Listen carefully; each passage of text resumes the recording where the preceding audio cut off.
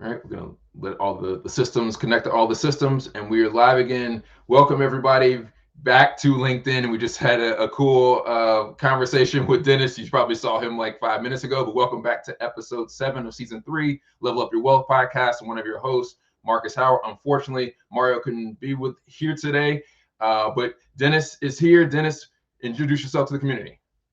Hello, everybody. This is Dennis from the Long Island Gaming League. I've been doing this for a little bit of time now. I would say 2019. I do it for the love, and I do it for the education. So I'm very happy to be on the show, and I look forward to chopping it up with you. Thanks for having me.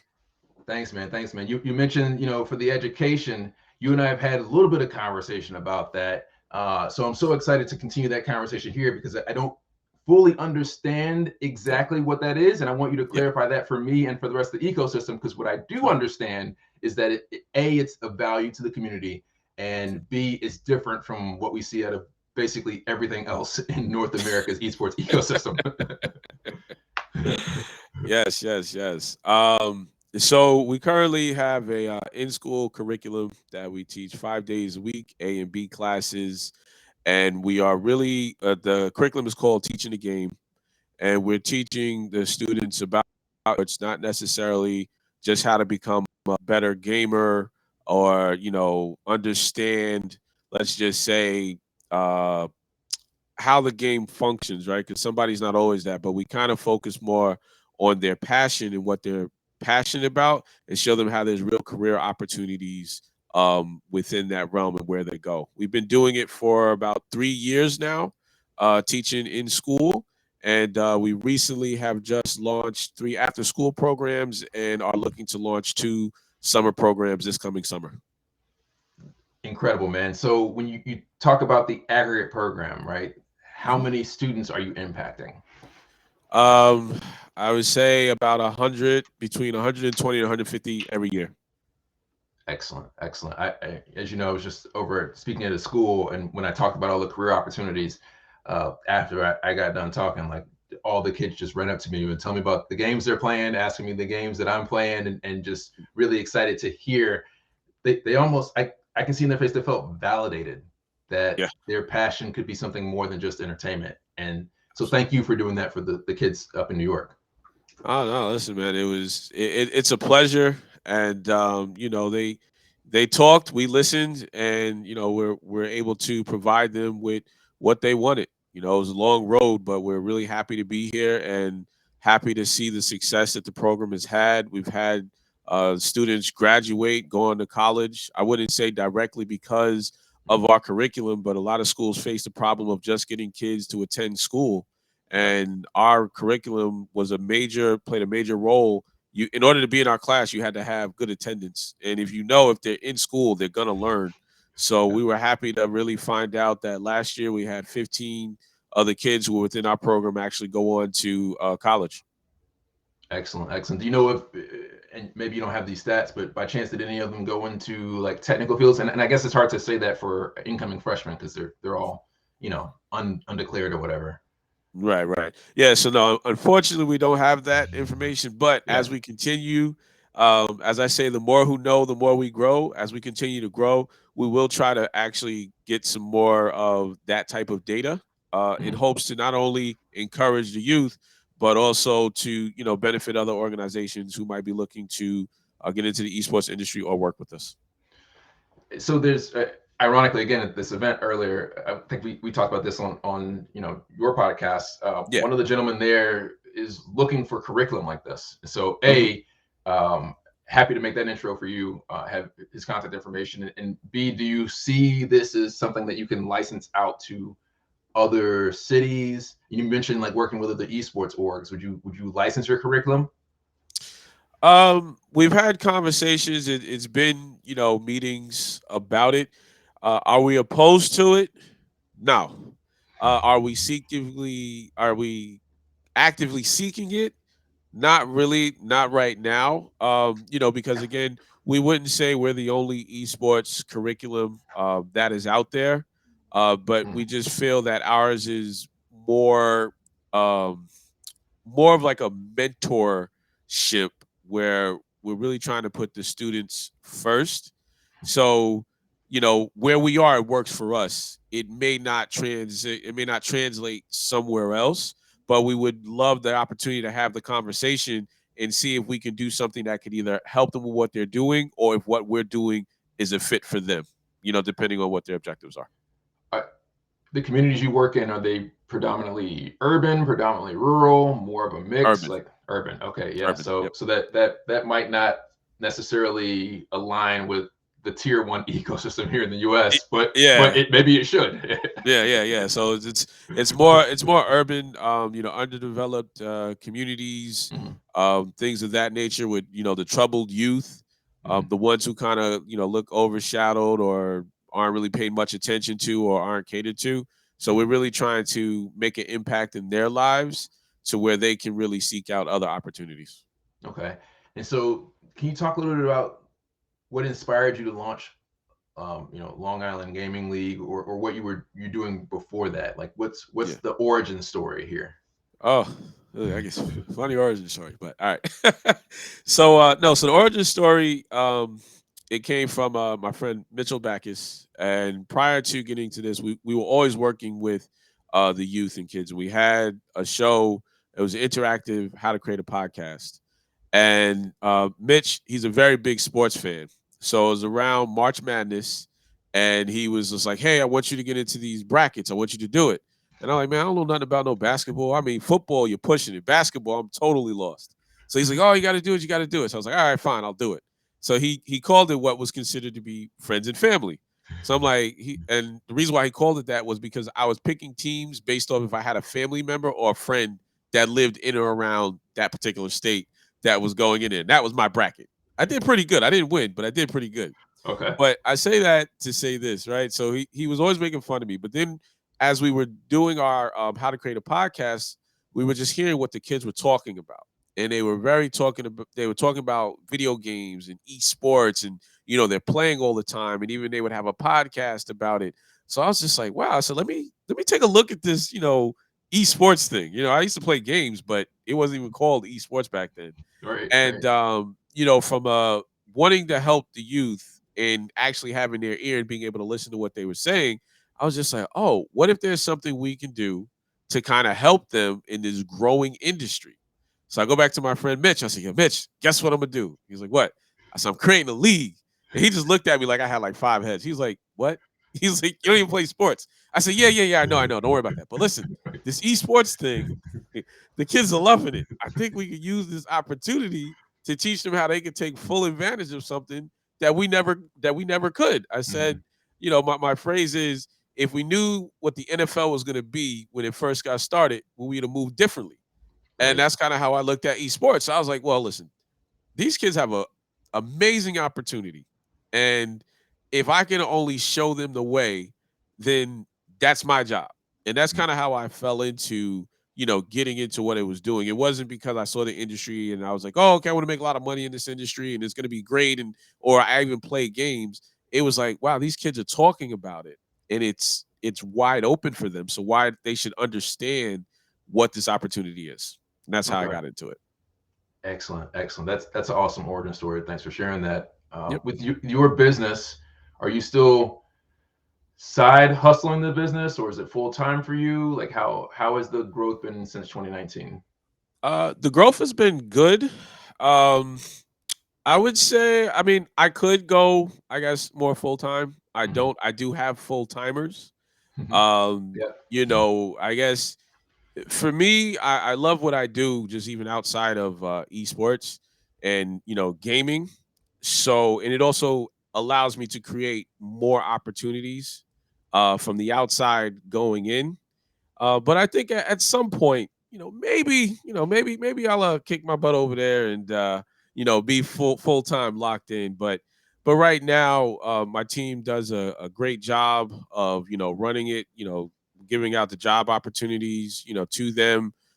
It's a great feeling. So Okay. Okay. So maybe after 2XKO launches, right, and you yeah. become a professional 2XKOer. Yeah. When that launches, that's it. I'm gonna become a professional gamer. That's cool. That's cool. And but obviously, again, you're having some success, and you've also written a Yes. book. Can you talk Yes, a little yes, about yes. that? Oh, well, funny you might ask. Aha! There we go. Right. So the book is the Esports Millionaire Mindset, building a successful tournament organization business. And the premise of the book, it's it's a short book. It's a really quick read. It's about 53 pages.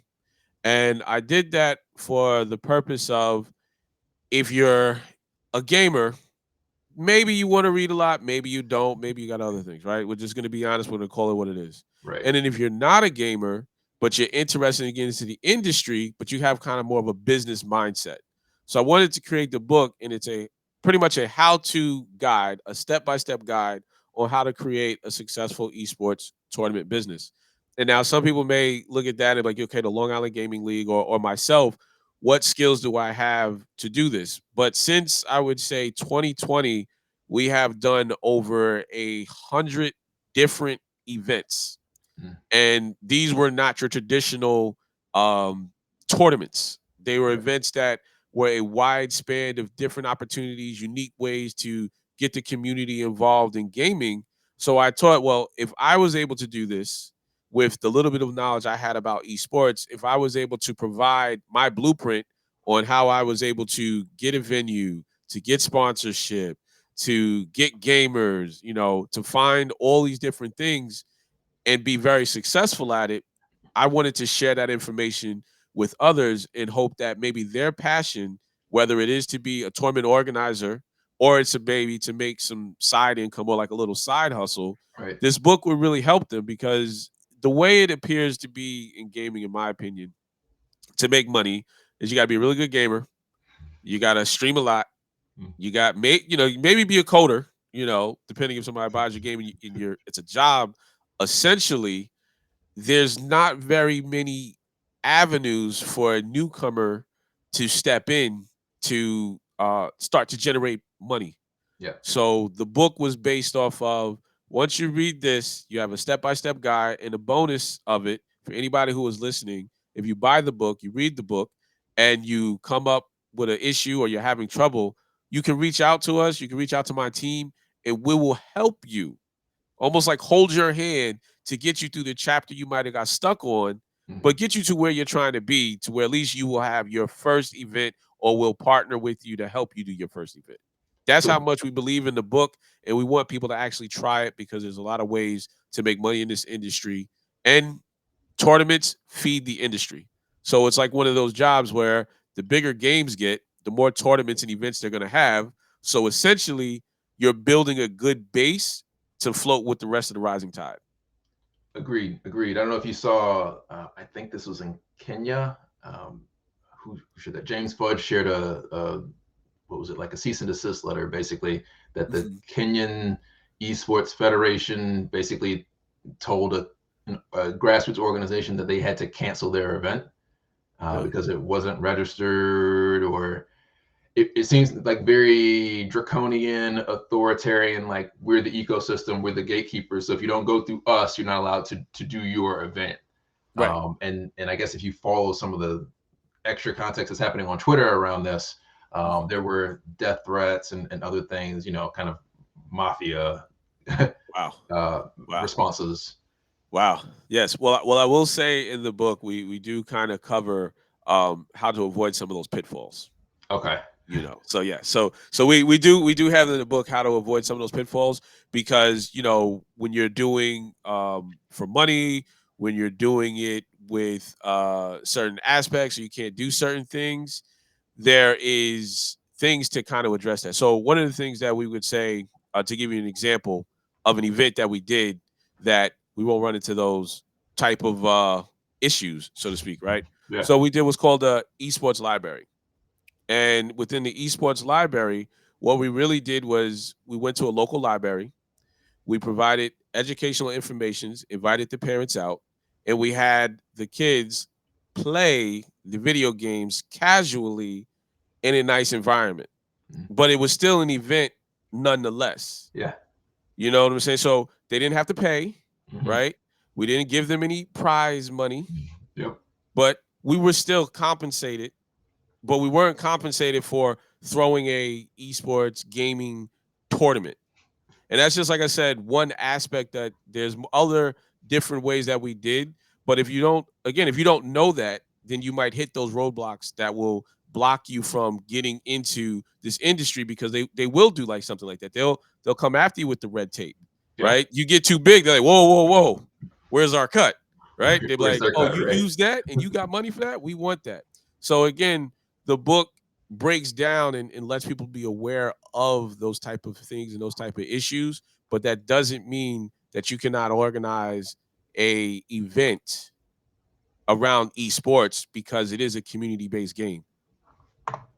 Excellent, man. And I think that's brilliant that what you're doing basically is bringing engagement into an existing event and space, not necessarily like making an event exclusively for esports. Like you're Correct. adding an esports type experience into something else instead of making it primarily about esports. So Correct. that's brilliant. We had a question come in from Jamie Alexander. Thanks for supporting and joining in, Jamie. It says, or he says, what is the typical age demographic you have signing up on your roster? And if anybody else, if you're watching this, feel free to send us questions. We want to get your questions answered live. So the typical age we have for our roster is generally 21 and older, just because of being outside of school and dealing with parents. We don't have to go through any permissions and things of that nature. So we have 21. Within the school, we don't technically have a roster, but we just have clubs, and those are open to anybody from the middle school age to the high school age. But our roster would be 21 and older. Awesome. Great answer. Um, you mentioned earlier that, or I guess I've seen on LinkedIn that you Yep. have games as part of your experience. So, uh, from one business owner working in the space to another business owner working in the space, how Mhm. much time do you have in a given week to play video games? Because I have basically none. Oh man, how much time do I have to play them? Uh, Maybe it kind of replaced Sunday football, Yeah, so that was my time slot. yeah. So so let's say I give it maybe like 4 hours, if I'm lucky on a Sunday and I'm not too busy. So it's more of a rest, relax, and reset type of thing Hmm. that I'll play video games. Outside of that, I'm just kind of enjoying, I would say, starting to enjoy other people playing video games, and that's pretty much it. And the game That's I play is Apex Legends or Call of Duty. okay. And so what I've seen, I think, is you branching out into other games that aren't in first person shooters in that category. Yes. Can you talk a little bit about that? I think that's brilliant, first and foremost. Oh, But can you thank you, just thank you, thank you. All right, so talk more about so that? so you talking about story time gameplay. Exactly. I didn't know the name, but that exactly Yes, that, yes, what you yes. said. Storytime gameplay. All right. So, storytime gameplay is not actually me playing the game. The premise behind storytime gameplay from a individual who is not necessarily a gamer. You have Twitch, you have YouTube, you got Facebook, you got Kick, and you have all these streaming platforms in which you're watching video games. And the thing that I had is this is just me, and I don't know if anybody else can relate to it. Is I can't watch somebody play a game for an extended period of time, and I really don't know what's going on. So it's a lot to digest. If Mhm. you're a gamer, you fully understand the concept of the game. You're locked in. You're watching this person, you're understanding their craft, you know why they hit certain buttons, like you're tuned in. But if you're the average person or somebody kind of getting introduced to games, you don't really understand it. So story time gameplay, we took the concept, it was like, okay, well, how about we shorten it a little bit more?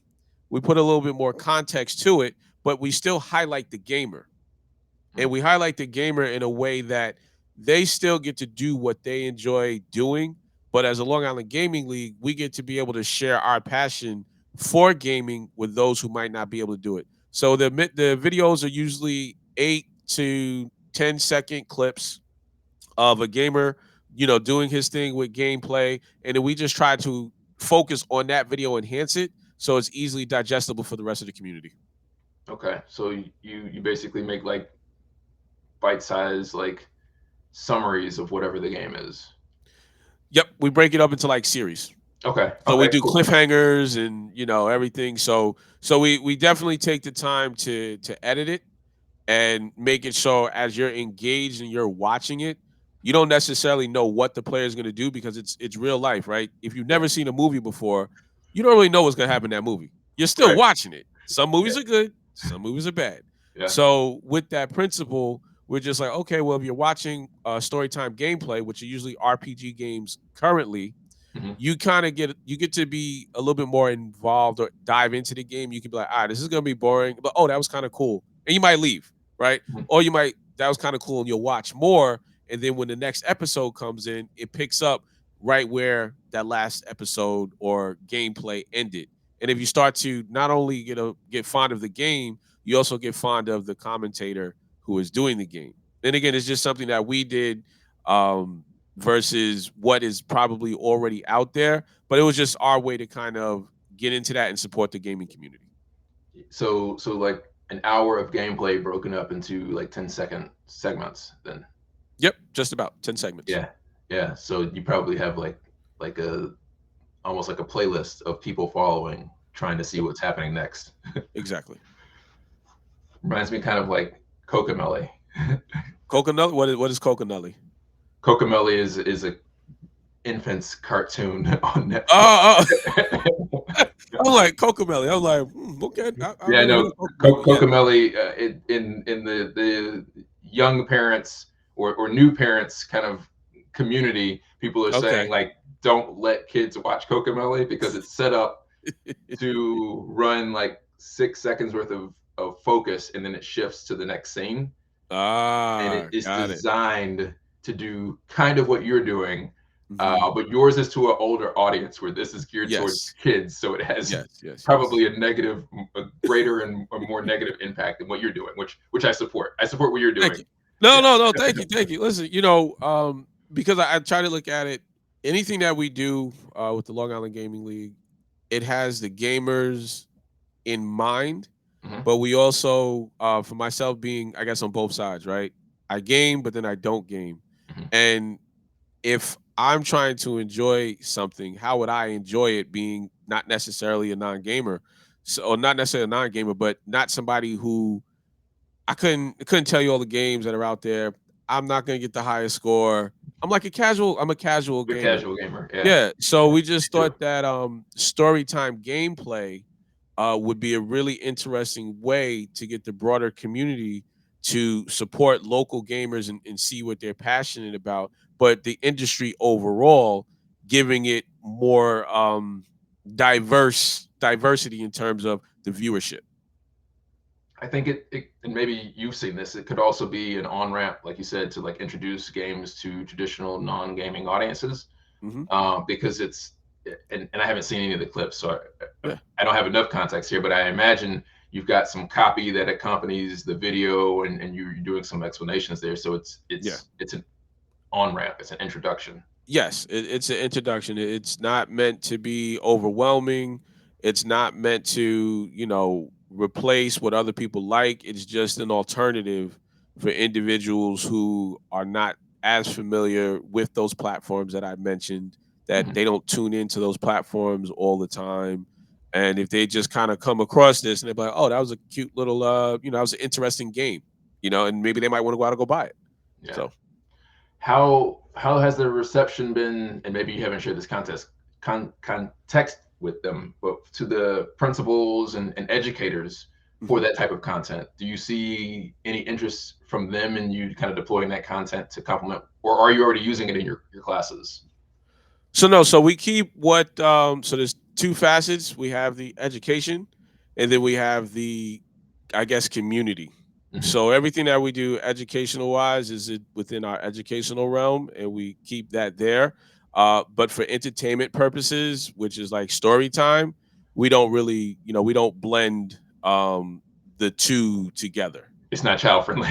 Yeah, no, the videos are child friendly, but we don't want to dive into it. You know what Yeah. I'm saying? So it's for a specific audience, which is more of this is the entertainment aspect of the entertainment side of the Long Island Gaming League. Hmm. and that's what that content is purposed for, versus the education we provide different content, Okay. for them to digest. That fits into that realm. Okay. So it's not like we don't. We know one shoe doesn't fit all, Mhm. so we move accordingly and we cater to our two different demographics. Okay. So Yeah. you mentioned that you have, kind of 18 plus or 21 plus esports events, and you had about Mhm. 100 over the last year.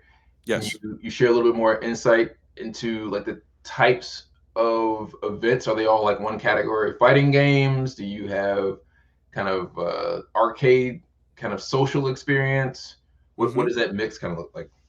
So our mix is it's just that it's a mix. So we have social events. We have we again we don't really do too many tournaments, Hmm. in that regard, but it's just really like social events. Like we have an event, depending. I know we're live now, but we have an event, and it's called it's with a company called Flex Fight, and we're going to be having digital fighting games and real world fighting games at a UFC arena based event. So if you just came out to watch a UFC fight and your fighter's not up, you can come and play some games with us, right? And you can play a fighting game. And if you're a fighter, right, and you're like, oh man, I always wanted to learn martial arts, Mm. well, there you have it. Because most of the games are some type of combat. So we do different events that are like that. I wouldn't say outside of the box, but very much relatable to the community. And I look at it as just because you're a gamer doesn't mean you're not somebody outside of that, right?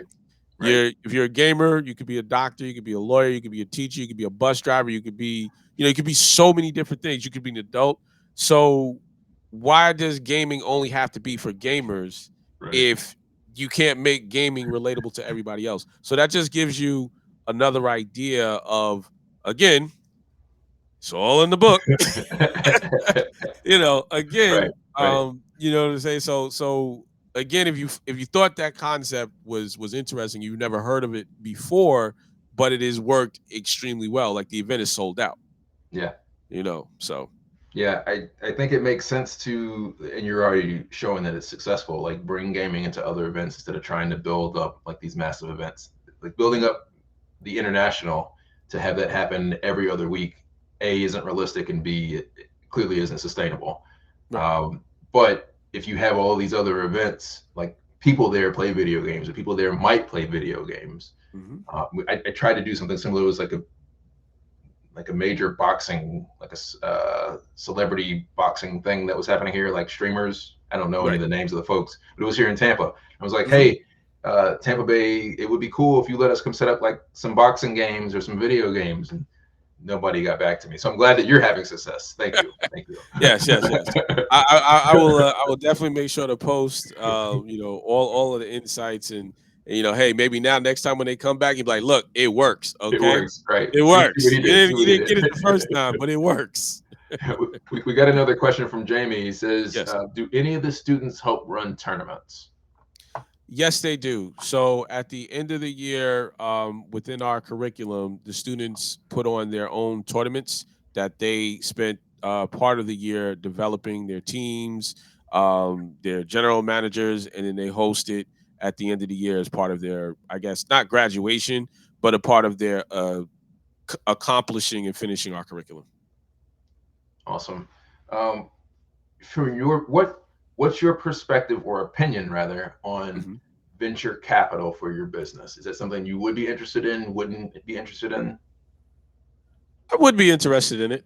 Yeah. If there's a venture capitalist who we could sit down with and they truly understand what our motives are and our passion is, and it's not a financial motivation. It is, if we work together, how is this specifically going to help the gaming community, right? Um, and that is kind of how we operate in everything we do, even with the event that we was talking about, flex fights, right? How does that specifically help the gaming community? Like, why would we work with a fighting organization? Hmm. And the reason for that is because if the average gamer has never been exposed to that opportunity, that experience, then we want to be able to present them what they are used to and bring them to an experience that they can be exposed to, Mhm. you know? So that's kind of how we operate. So if there was any venture capitalists out there, yes, we would love to have the conversation, and sit down and see how we can continue to do what we do and support the community. And if venture capital will allow us to do so, then we're all for it. Cool, cool. Well, like I said, I had that event yesterday. It went really well. Some areas of improvement for me and for the event. It was supposed to be Hmm. 2 hours. It was like 2 hours and 10 minutes. So Yeah. just some small things I got to work on. But hopefully that will come back in April. In Yeah. the meantime, I'm pretty sure I have to go figure out who said that. But I saw a post on LinkedIn. There is a gaming industry kind of VC event happening Okay. in New York on the 29th. Mm, Sebastian Park is one of either a panelist or featured guest there, featured speaker. I need to go dig that up, but I'll send you the link. Um, it, absolutely. it, It's right in it, my backyard. it was the way I read it, it seemed to be less inclusive than it could have been. Mm. So I'll see. I think there's like a not like a wait list, but like you. I'll send you the information on it. Yeah, Hopefully, yeah. Send hopefully me. they'll let you be a part of what they got going on Yeah, this year. listen. If they let me in, great. If not, the one thing I would say we've been very good at is self sustainability. Mm-hmm. So we're not going anywhere. We've been here for a long time. It's because of the support of the community that we are able to, have been, I should say, been able to sustain the test of time and continue to grow, throughout this industry. And hey, listen, it's a slow road. We're not trying to win a race. We're just trying to be as efficient, provide great value, build real communities. And as they say, Rome wasn't built in a day. So we're a type of organization that just kind of feels like, as long as we stay true to who we are and true to our commitment to supporting the gaming communities, then the opportunities will come and we'll pass those on to the gaming community that we support and love. That's awesome. With obviously you did 100 events last year, so Yep. that part of your model clearly is solid. Yeah. Um, and I in my head I'm looking at it as like a brand sponsorship slash partnership where it's in kind. Hmm. And correct me where I'm wrong. I want to understand. Um, do you have other brands involved other than those particular partnerships? Because again, as you've seen, right, like traditionally the esports ecosystem is terrible of creating a return on investment for Hmm. brands. I could certainly see the return on investment for any organization that partners with you because you bring the audience. How Yeah. does that work for other types of brands that you've worked with? So you're saying any brand that we worked with, That's what not a would be the venue, basically, I guess is the shorter way to ask that question. so any other brands we work with that's not a venue, how Not we a how we venue. give it value add? Yeah. So we worked with um multiple sclerosis. We did a online charity event and we were able to get a pro NFL player as well as a couple of local colleges and we raised funds during this stream, but the caveat or what we did with that was the NFL player was clearly going to be the highlight Mhm. at it. We utilized the schools in the intermissions to conduct interviews so those schools can talk about their programs. And then we would have a match, and all this was streamed while people would watch and donate.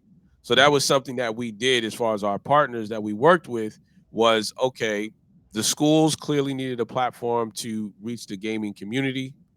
The NFL players enjoyed playing Madden and the non-for-profit multiple sclerosis clearly was trying to build awareness and raise money.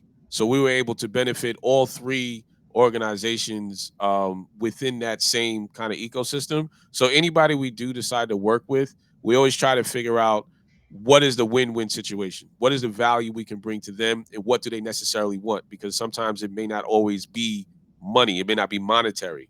So we try to establish that first, and then we'll kind of do our partnership. But that's just to give you an example of how we have given value to other organizations that have worked with us that are not necessarily a physical facility. Okay, that's excellent. And it reminds me, I need to make an intro for you to. There's a sports athlete in Virginia who's launching kind of a YMCA facility, Oh, um, okay. and he's adding an esports lab to it. And I Oh, okay, don't think he cool. has the curriculum yet. Um, so hopefully there's alignment there. Yeah, hopefully. You mentioned that you have the story time, which is more of an RPG genre. Hmm. In urban communities, we lean more heavily on sports games and fighting games. Hmm. Have you, in those 100 events that you did last year, have you branched out into first-person shooters or puzzle games, or there's so many genres of games. You kind of stick to a Well, core. we did do for the fighting game community. Hmm. We have this is season 2 of Dojo Rivals. So Dojo Rivals is something that we put on for the fighting game community to kind of come out and compete, and it's kind of like under our league play aspect where we help them with their stats and stuff like that. So we do Dojo Rivals. Well, Dojo Rivals, but Dojo Rivals too. So last year we did it with Street Fighter. Okay. This year we are trying to decide what game we might want to have as the Dojo Rivals 2 game, Okay. fighting game. So you still kind of just generally stick to like fighting and sports then, outside of the story time, or do you have other genres that Uh maybe that's a growth opportunity, or not even your yeah, focus? it where we are, we kind of go with what the community deems they want to do. Yeah. So we don't try to force any particular games into the community. Hmm. So we kind of like go with the ebb and flow of the thing. And that kind of works for us because again, we're going back to we are community centric. Hmm. So that kind of narrates what we get into, what we do, and why we do it. Did you get a chance to play Knockout City at all? Wanted to get your thoughts on that. No, I've never played Knockout City. I never even played Fallout, but everybody talks about it. That was like from what I've heard, that's a popular game. I've never played that. It is a If very, if very it's not a popular. first person shooter, I haven't played it. Apex, Call of Duty, that's it. Right, right. Knockout City is kind of like Apex Legends, except instead of having Really? guns, you have dodgeballs. So it's more of a mix of like either Ah, Apex Legends or Fortnite, and I would say NBA Jam. really? Yeah. Okay, okay. I would play it. Okay. So Okay. So I would definitely play it. it might be an opportunity for you. Check it out on your machines first. Unfortunately, the studio that makes it, which is also ironically based in New York, Bell Yeah. Studios, they decommissioned the multiplayer server back in July Uh, last year, but it's still available on Steam. So okay. you're 100% like welcome and allowed to download the game. They have a server instance that they give you instructions to set up and run. I was Okay. thinking about like the work you've done in libraries, that Yes. that might be a great opportunity, because like parents and teachers and senior elders in the community still have lots of apprehension about games with guns. Yeah. Well, Um, we don't bring games and guns into our school programs. okay, well, Yeah. there's that. So remember the entertainment that's like Right, uh right, let's right, say study in the day, party at night type of deal. So right. those games don't come nowhere near our school programs. So Okay. we had to go through I wouldn't there was a lot of red tape, Mhm. in terms of us getting our curriculum into the program, being approved by the district. So, it was a long road. So we know what we can do and definitely what not to do. I hear you. The opportunity in Texas, it literally took me 2 years to get the first Yeah, group approved. there you go. So it takes a long time. So man, we don't even say call almost inside the classrooms. Right. Well, the only reason I mention this is that again, there are no guns, but it still has Okay. that energy of a first person shooter. It's a first Okay. person shooter that is a sports game. Uh, Okay. Yeah. If there's a way to get the link, I'll definitely check it out. I'll send it to you. I'll Definitely. send it to you. Cool. So looking into 2024, 2025, what are some growth opportunities that you'd like to pursue, from a Long Island gaming league? Um, I would say I would like to expand our after school programs Hmm. and our summer programs. We definitely would like to expand that. Um, what else would we like to do? We would like to do probably a conference of some sort that we would to do what that's gonna consist of, what the agenda is going to be. We're not sure what that's going to be. And I guess the last thing that we would like to do is possibly have some more collaborations with other esports organizations or like-minded organizations, and be able or be a part of the growth of both companies, or be able to help them grow. So if we are able to help as many people as we do, as far as like with our wins, and become bigger, that's something that is one of our goals that we'd like to be able to obtain going into the new year. Okay. Okay. I don't know if you know Dynamic Focus is up in New York. I know New York is a large state, so I don't know how Mm. close Dynamic Focus is to you, but if that makes sense, happy to make an intro there as well. Aziza Brown and her team. Okay. Yeah. The beautiful thing about esports is everything can be digital. Yeah. So it doesn't matter necessarily where they might be in New York. We may not be able to do anything face to face, but it doesn't mean we couldn't collab on something, virtually, and exposing, their community to our community, or our community to their community. That's the beauty that we find in the gaming world, when it comes to collaborating with other individuals who may not be in our physical location. But if there's ways we can help or connect outside of that, then we would love to. So yeah. Awesome, awesome. I forgot at the beginning of the podcast, and I forgot because Mario's not here. We typically do Yeah. a RPS game, rock paper scissors. Okay. Mario does against the guest. Since he's not here, if you don't mind, we can do a quick round of that. Let's get it. What I'm going to do is put the link here in the chat. Oh, I thought we was about to be like this. Yeah.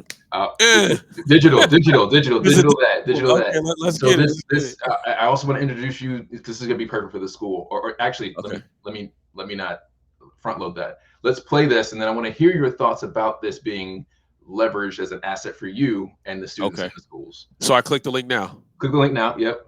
Okay. And click Got it. on Let's rock. let's rock. Yep. And Okay. then the red button that says quick match. Quick match. All Yeah. right. So direct match is if you know the opponent's username, you can play directly against them. Quick match matches up with whoever happens to be on the server. Since it's almost 10 o'clock, it's basically, and you see in the top left corner, there's only two people. It's the two of us. Okay. Fair enough. Let's get it. So what I'm going to do is share my screen. You Okay. try not to screen cheat. All right. Well, I have a separate screen open, so I can't see All right. yours. All right. Cool. Cool. Cool. Even better. All right. So All I'm right. going to do a screen share.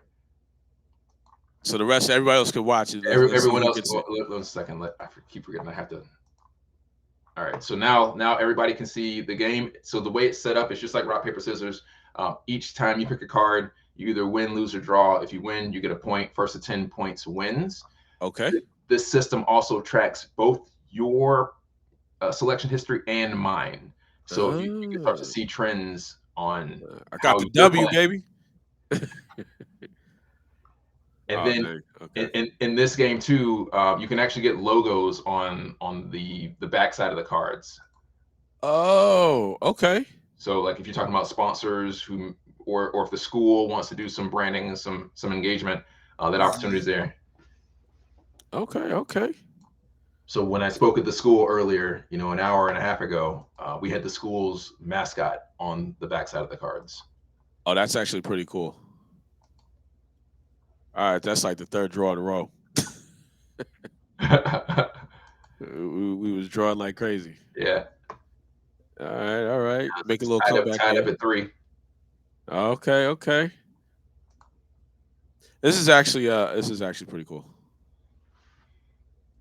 So this is responsive web design. So while we're playing on a computer, we actually played this over at the school on all the parents' cell phones. Really? So Yeah. everybody was able to, I guess they downloaded it No, and so like, there's nothing to download. So we set up a tournament instance specifically for the school. So you can okay. only log into that tournament with the QR code that I had in my presentation. And then there was Uh, 60 people played. wow. So how did they all see like their own individual screen, or They see this interface, and then there's okay? also, like you see up in the top left corner where it says leaders. Leaders is a leaderboard. Ah, I got it. I got it. So every time you win a match, right, it's first to 10. If you win, you get a point. If I win, I get a point. And if Okay. the other one of us doesn't get a point, the leaderboard is it's a regular leaderboard. So Got it. Got it. Got it. uh, This is getting intense right here. Oh, Here we go. Here we go. Here we here go. we go. You- Oh, I win. I win. All right. Ah, So in this scenario, I would get a point. You would still be at 0 points on the leaderboard, okay. and so it just continues. You set a start and end time for the tournament, and it just continues to tally up points on the Mm. leaderboard. And then, like at my event, I said whoever has the highest score at the end of the 2 hours gets a signed copy of my book. And I had a Wow. lady there who had 5 points.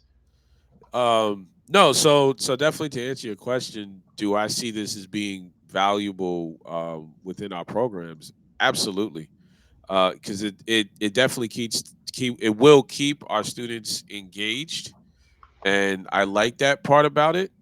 And sometimes simplicity works best in situations where you may think you need to do a whole bunch. Yeah. Like sometimes kids can be overwhelmed with so much stuff. So if you can simplify it, I like that aspect of it to where it's still fun, it's still kind of gamey and competitive. It's simple, Mhm. and I think that I like it. I like it for those for those reasons. Okay, cool, cool. So Yeah. I will introduce you to Eugene. He's in Spain. He Okay. helped me set this up today. So he should be able to help you grow that through Yeah. the New York ecosystem. Yeah. Yeah. No, just I would love to. And I think if you said he could put a logo on the back of it or something or on the card, then we stop put Yeah, a logo actually, on there. I have my And phone. I took a screenshot before the tournament was over. Let me see if I can find this real quick so you can see what that looks like. okay. Here, here are photos. I don't know how to use my phone. Photo, where's gallery? I guess I can't do that. Oh, here it is. Why is there a picture of fish? Let's see, fishing. I didn't take a screenshot. Oh, okay. I don't think I saved it. All right. So anyway, it just had maybe I can ask the lady who organized it, send it to me. Anyway, it just had the students' logos on, not students' logos, the school's mascot logo on the backside of all three of those cards, your opponent's Okay. cards. No, that's cool. Yeah, definitely. Definitely connect us. Would love to. Okay, cool, cool. Well, with that, we're close to the end of the hour here. Before we go, A, thank you for your time. B, how can people connect with you, connect with Long Island Gaming League and everything else you've got going on this year? Where can they find your book? This is Okay. the time for you to promote all the stuff you're working on.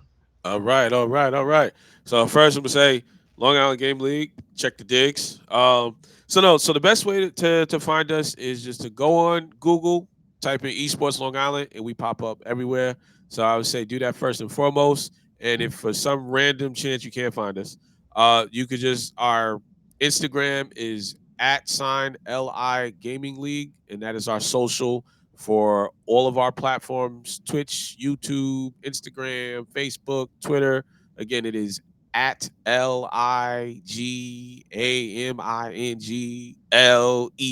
LIGAMINGLEAGUE. So at LI Gaming League. And as far as the book, right here, it is on Amazon, and go on Amazon and just type in esports, and if I'm lucky, we'll pop up. If not, just type in esports book, and we'll definitely pop up.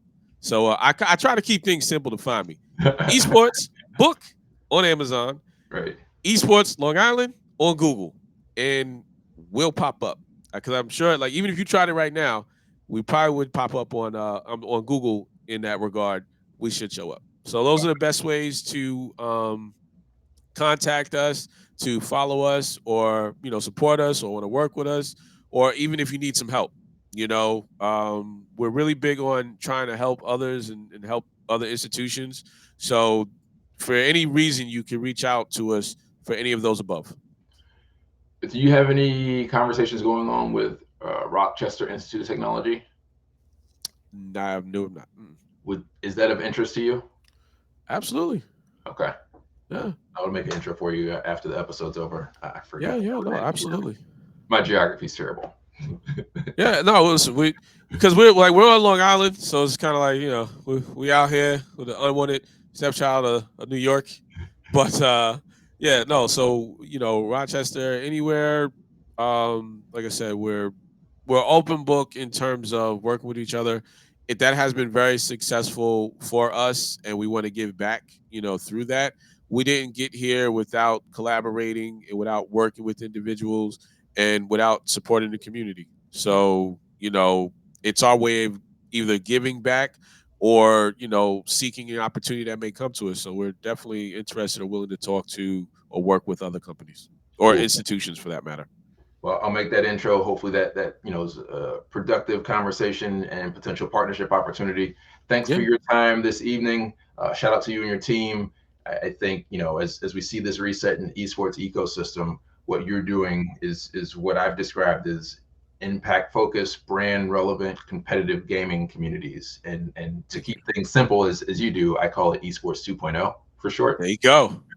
There you go. Listen, I love it. I love it. Listen, we keep it simple, man. That's Yeah, it. yeah. Life is too hard. This got to be easy. Got to be easy. Got to be easy. Thanks for your time, man. Keep up the great work.